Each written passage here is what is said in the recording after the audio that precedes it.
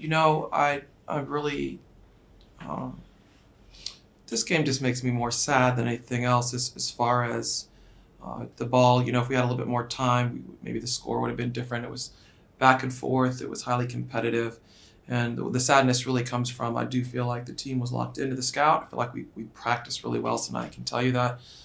So it's hard when you play the number one team in the conference, and you have them by the ropes and you slip by just two buckets. I mean, two possessions. That's tough. But the toughness that I saw that I do like that we need to build on, right? Because right now we're sitting at mid-January, is we held them to 67 points. That's excellent defense. And we did a better job boxing out. Not phenomenal, but we did a better job boxing out. And we did enough that it gained the possessions we needed to get out in transition. I mean, we clearly beat them in transition quite a bit. We scored quite a bit in transition. Our bench produced. I had to go deeper in the bench.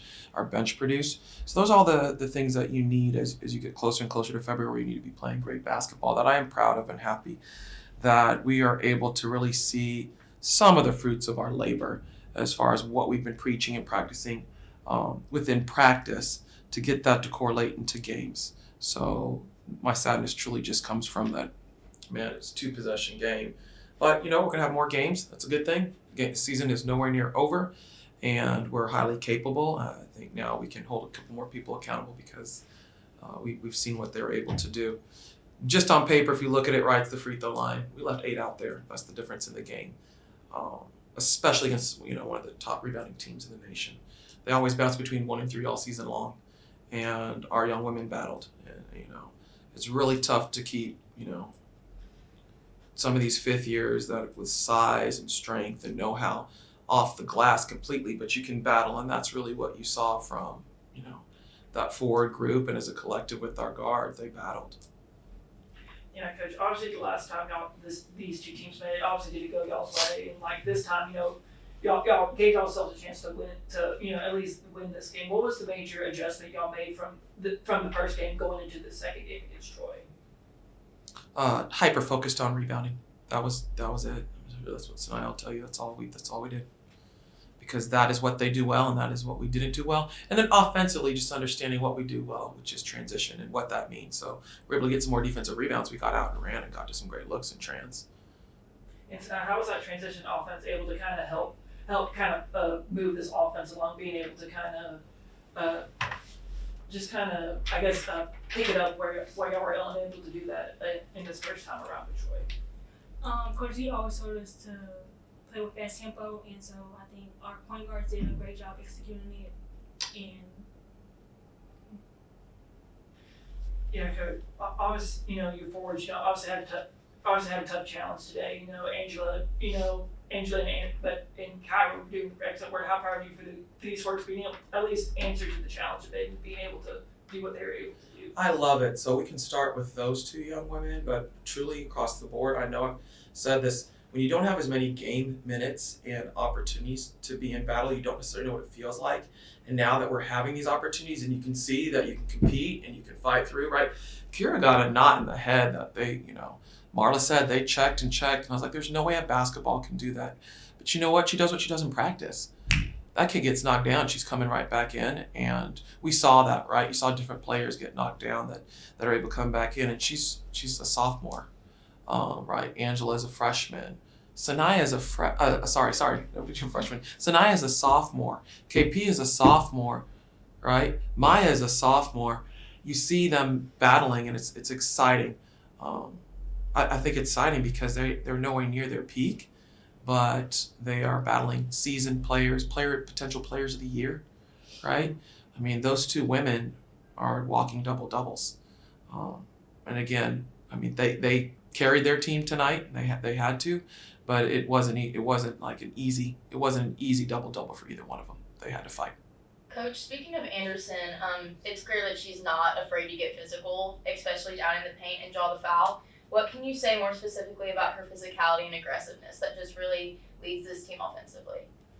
I think it's always nice to know you have balance, right? That you have balance. You have Kira, who is physically dominating, and she works really hard in the paint. She has a can-do attitude, very similar to Sanaya in practice. Both of them go really hard.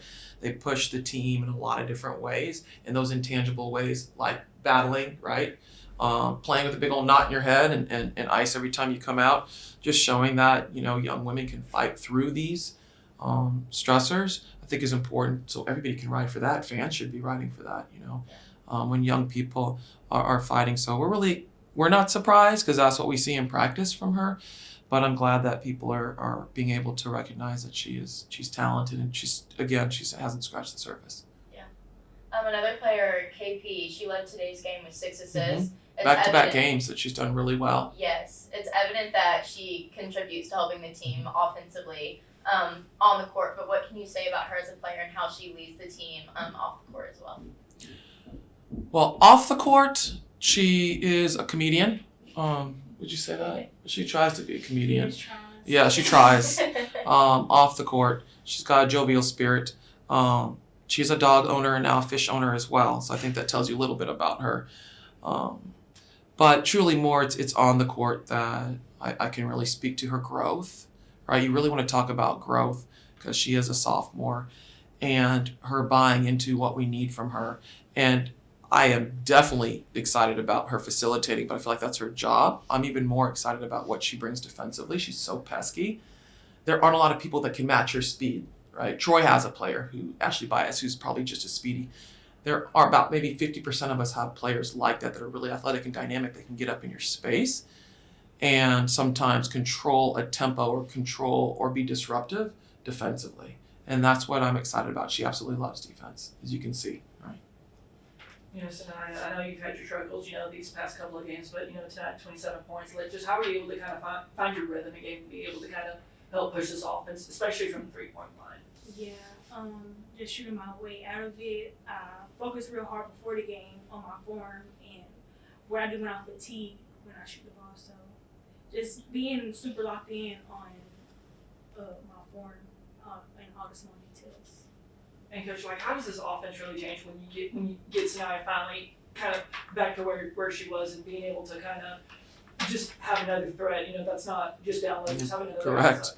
Right. So it makes it difficult. So if people are going to make the decision to switch, we'll have some mismatches. If they make this decision to double, then you're leaving Sanaya potentially wide open, or on an extra pass we're able to drive and get downhill.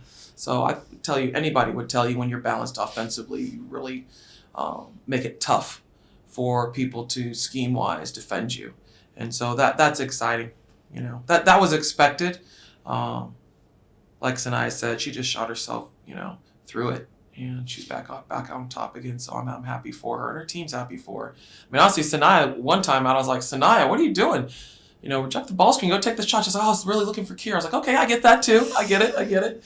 Where Sanaya necessarily, that wouldn't have been what she would have done in the past, but that's her growth too, right? She's recognizing, shucks, man, like, I've got all these options. If we're running a pick and roll with Sanaya and Kira, or Sanaya and Angela, there are a lot of really neat situations you can put defense in. But at the end of the day, this game really came down to defense for us, right? That kept us in the game. The defense kept us in the game. I think execution of the free throw line is where we could have, closed that gap a little bit. And, what was the big change on defense? Like, y'all were able to kind of limit, Troy to really just, what was the stat? Holding it to like 32% from the field. Like what was the major key for the defense being able to limit to limit Troy's offense?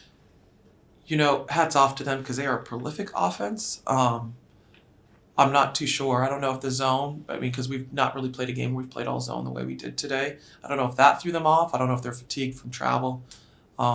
Whatever it is, it kept us in the game, so I'm excited about that. And our players capitalized on that. And we got some stops and got out in transition. So that's good because we play both man and zone. But again, I think this is our first game that we played all zone, the majority of the game. And that might have stifled them some. So now, what would you think was the big thing on defense? Like, was able to kind of keep Troy at bay for really the majority of the game and being able to keep y'all within striking distance? Boxing out, not letting them get 6 chance points, which I feel like we did very well. The first quarter we slipped away at the end of the second half, a little bit of the third. So just a few things we need to clean up. And yeah, Coach, just what are some things this, obviously, the free throw line and the turnovers and kind of what we were saying last time around, but like, seeing like how close this team was to beating Troy, like, how do you continue to harp on those things for this team to kind of finally get over the hump? So we're going to practice, honestly, we're going to be practicing at a similar tempo. They can expect something very similar to what we've been doing in practice. There's some adjustments that I've made in the lead up to these games, and they responded well. So that's not going to change. It shouldn't change no matter who we play, right? It doesn't matter if it's Troy. It doesn't matter who we have next app, right? We shouldn't change what has worked for us. So we're going to continue to do that in practice. So now, like Coach said earlier, you're always looking for one of your teammates, but it's obvious that they're looking for you too, especially in high pressure situations. What kind of gives you confidence and really builds your confidence whenever the teammate gives you the ball and looks for you in those high pressure moments? My teammates, every time they give it to me, they tell me to shoot it, so it gives me an extra boost. And you got one more, Cole?